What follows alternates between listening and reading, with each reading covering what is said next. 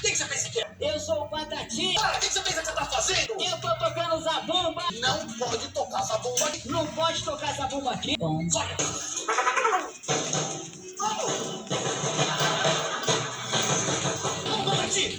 Eu já te falei que não pode tocar essa bomba aqui. Não, peraí, eu não sou Batatinha, não. Eu sou mais bonito, eu sou Batatá, prazer. Não pode tocar essa bomba aqui. Não importa se você é Batatinha, se você é Batatá. Não pode tocar essa bomba aqui. Tá bom, eu não vou tocar aqui, não.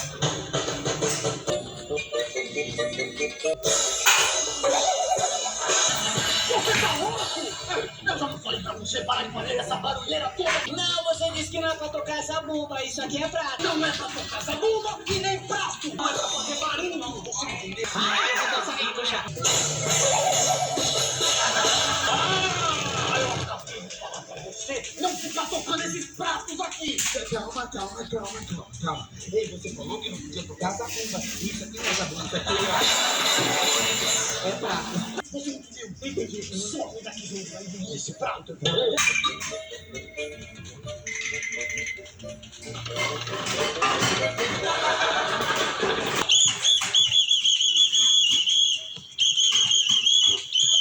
Eu já não falei pra vocês dois que não era mais pra tocar esse negócio aqui. Não, você disse que não era pra tocar lá. Aqui você não disse nada. Nem aqui. Nem lá, nem aqui. Nem aqui, nem lá. Nem aqui, nem lá. Nem lá, nem aqui, nem aqui, nem lá. Nem lá, nem aqui, nem aqui. Para vocês dois. Para. Não é pra tocar mais isso em português. Cadê o apito?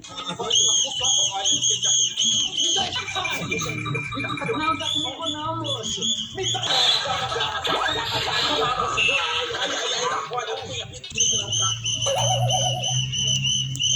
Você tá maluco? Vai me dar uma coisa. Me dá isso aqui.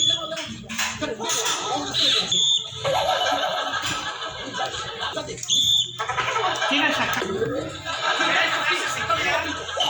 Olha, eu sei que o próximo é um bobalhão.